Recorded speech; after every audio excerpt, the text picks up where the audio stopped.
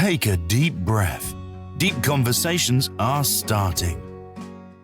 Hello everyone, welcome to another episode of Deep Conversations by Breath Hub.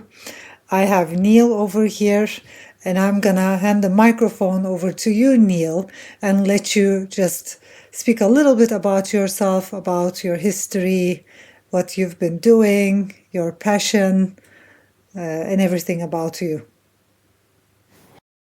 It's a big one to start with, but I'll see what I can do. Thank you for having me on this deep conversation.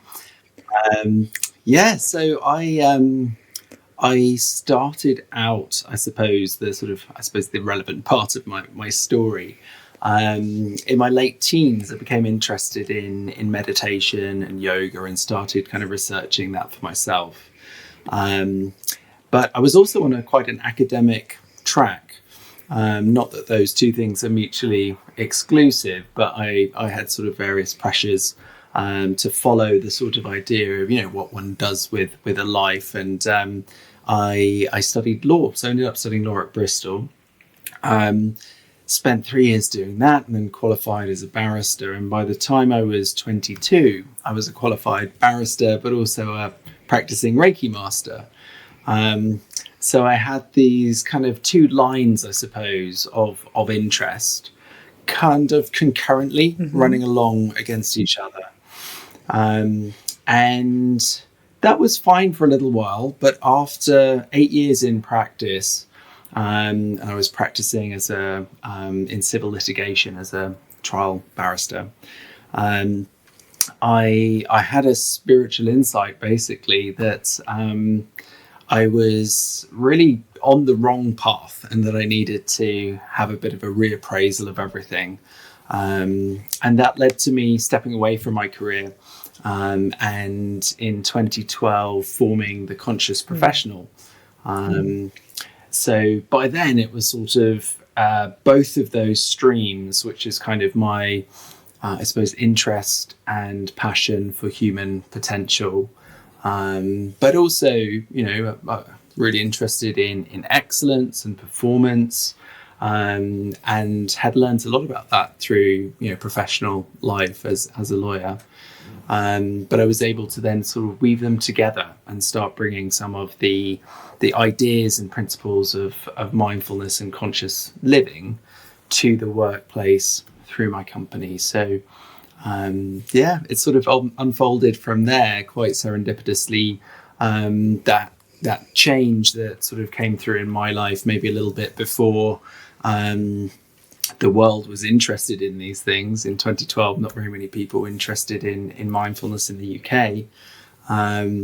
But very gradually over the last decade, the interest has grown and grown and grown.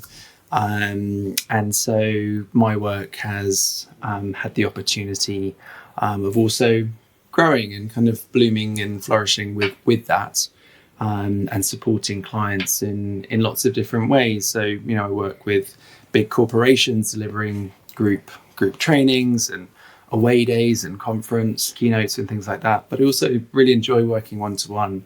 And my one-to-one work kind of encapsulates everything from mindfulness to Reiki to coaching. So that's a sort of potted history, I suppose. Great. Yeah. It took us a while, huh?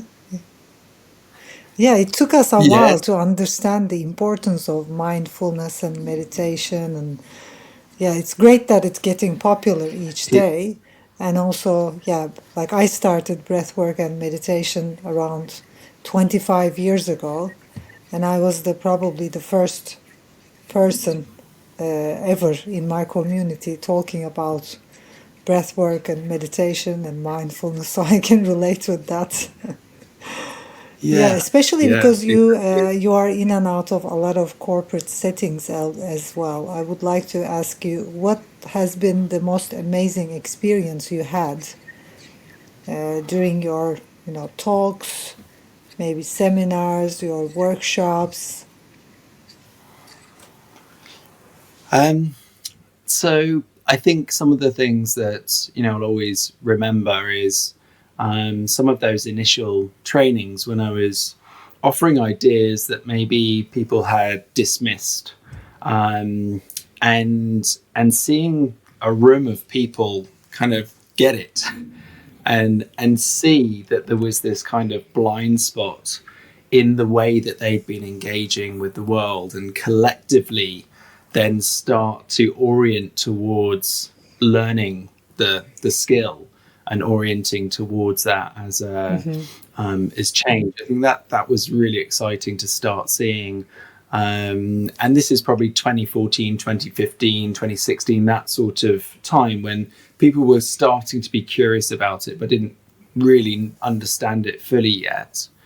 And then, other things which have been very personally touching is, the occasional email I receive where people say that, the training just really kind of touched them at the right moment, and gave them that impetus to make a change, or sit down with their boss or a professional, or to take charge of their health in a new way, or whatever. And I've had a few, very moving emails over the years where I've been, fortunate enough to have been able to deliver something that's touched someone in that way. So, that's just a few highlights, I suppose.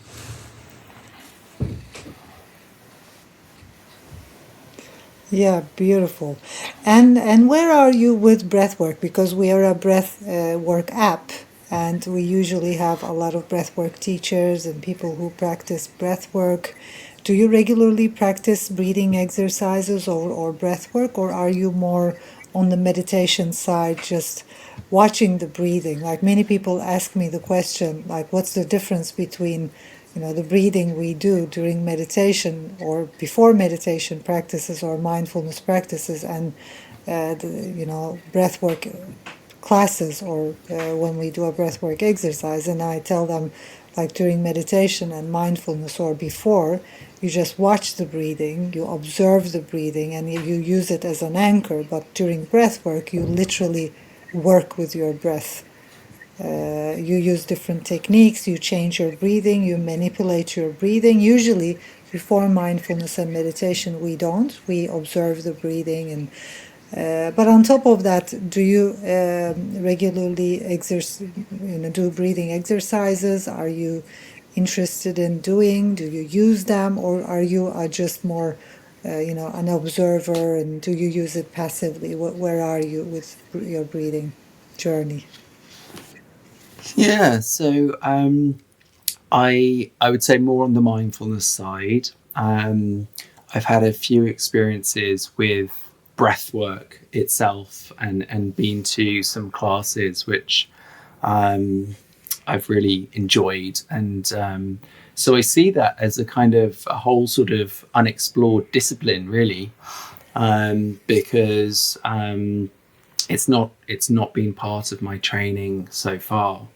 Obviously, in mindfulness, we talk a lot about the breath, and it is the doorway into our practice.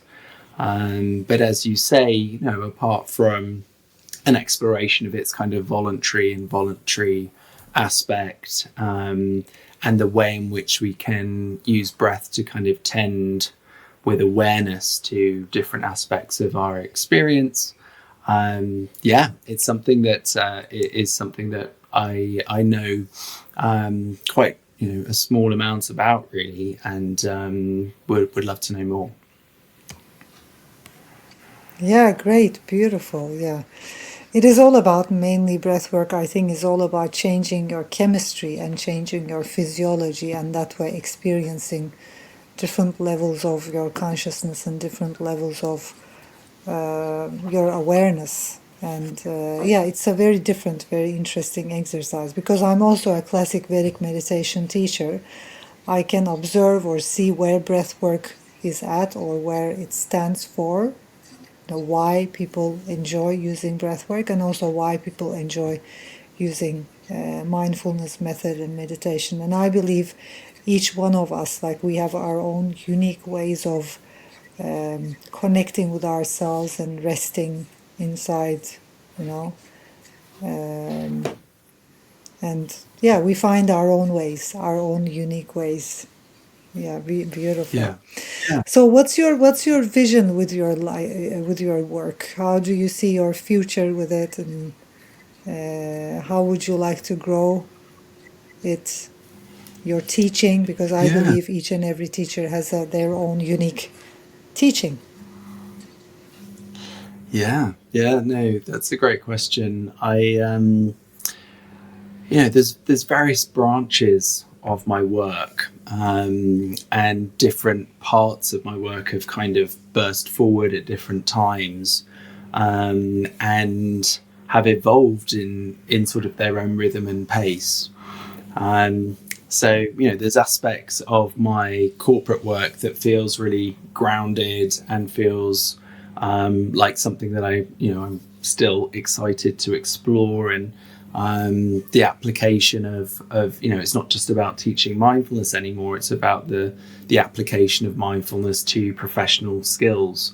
So we talk a lot about mindfulness and communication, mindfulness, and even things like negotiation and presentation skills, and dealing with challenge, dealing with change, conflict, all these types of things. So there's plenty there that I think will keep me really excited for a very long time. And there's also these other aspects coming through. So at the moment, I'm working on an app, and the intention of the app is very specifically to reach a much wider audience, and it includes aspects of so it's got coaching in there, it's got mindfulness in there, it's got sound healing in there, and the intention of the app is that it provides these little experiences to help users problem solve. So it has a very specific aim that we then apply these little modalities to. So I'm really excited about that. I'm kind of exploring that in a creative sense at the moment. I've been working on it for a little while now. I hope it will come to fruition this year, but that's in the works. So watch this space for more things to come. Yeah, beautiful, exciting. Yeah. Yeah. Are you working on it's it really alone exciting. by yourself as a teacher, or do you have other teachers on board as well? So this is a solo project, albeit there are collaborators. I've got a business partner who's working with me on it, and helping me more from the kind of business and investment and all those kind of aspects, as well as he was very fundamental in the creative process of birthing it as a project. And then there's other creators that I'll be working with. I'm working with a musician who'll be underscoring some of the sound healing practices. There is the vision isn't fully there yet. So there are aspects in which I hope there'll be collaborative aspects with other teachers as we get the sort of solid base of it created. And then there's going to be more of a community around it to bring in new aspects of inspiration that are more topical, and kind of feed people's desire to tune in vibrationally to what's happening, on a planetary level, on an individual level, on a community level, but also to kind of feel like there's this aspect of which they're connected to their spirituality in a very practical, proactive way. Beautiful. I love it. Great idea. Yeah. So with that vision as well, what would you like to see in the world happen before you die? Like, what would you like to really see? What would you like humans to understand and get before you die? So I think probably the kind of secret mission of my life is to stand for the idea that spirituality doesn't need a story, doesn't need any rules, and it doesn't need a story to connect with it. So I stand for a secular form of spirituality, where really all we need is a body and the breath, and some curiosity and a little bit of courage, to really have a deep and profound connection to ourselves, our community, and to all that is, and then to have an unfolding experience of truth. So that's really my hope, is to provide ideas, learning experiences, products, whether they be apps or courses or whatever, books, that help people kind of come to those realizations for themselves. I always think that we really have to access this wisdom for ourselves in our own way at the right time.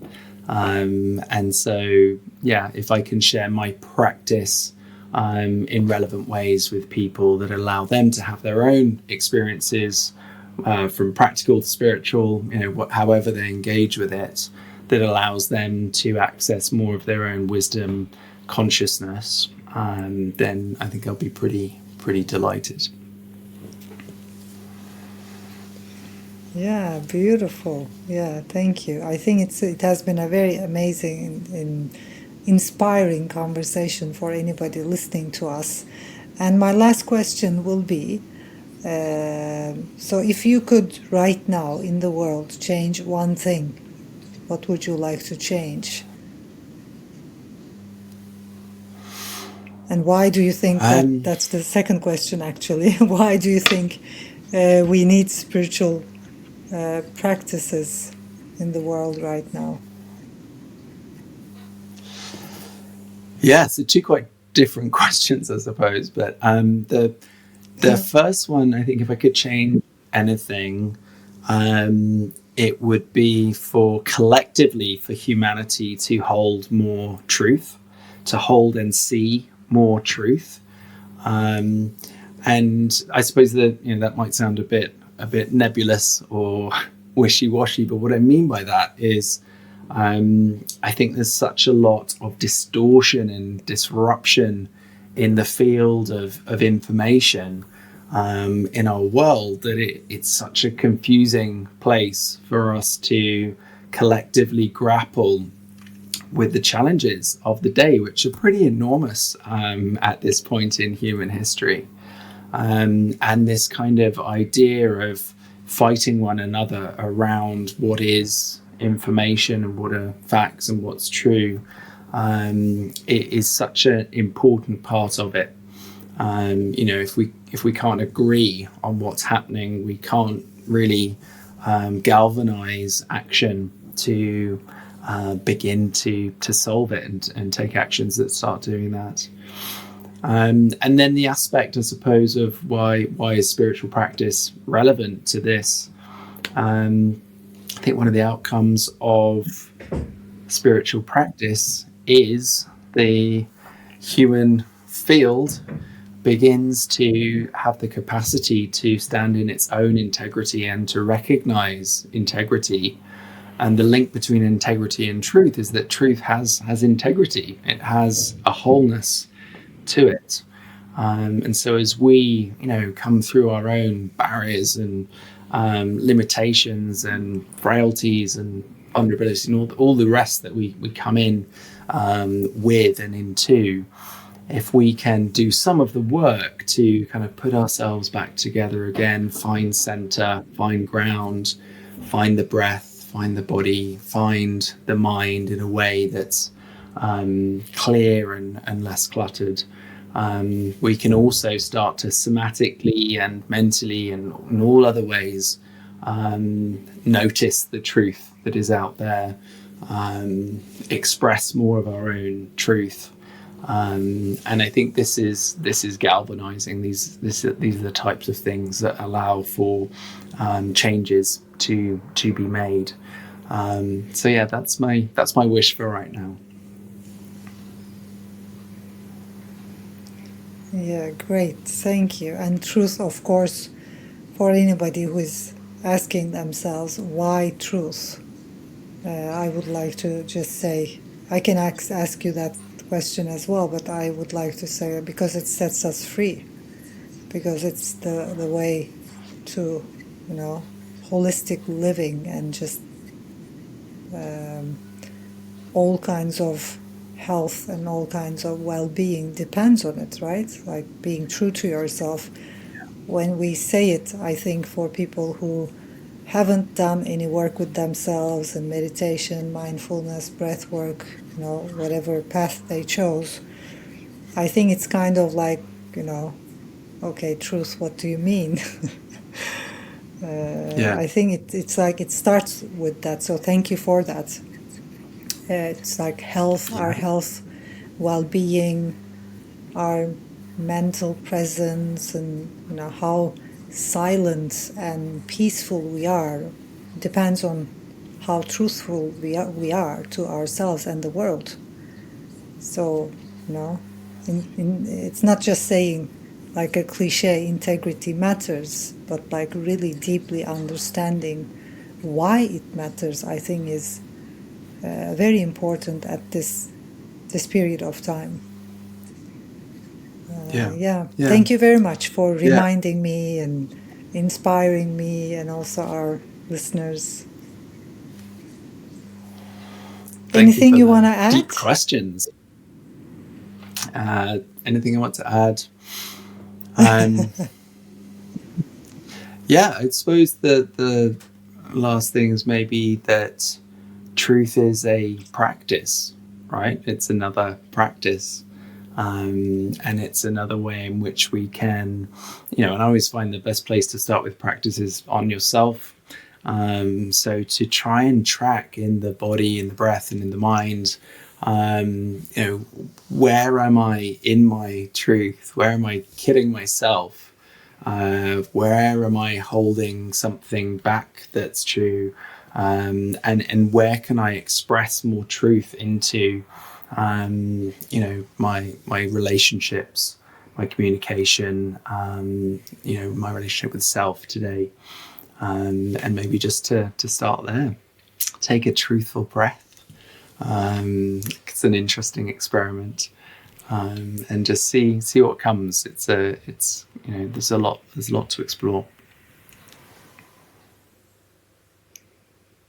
Yeah, beautiful. Thank you very much. And thank you everyone for listening and being with us, and I'll see you in the next episode.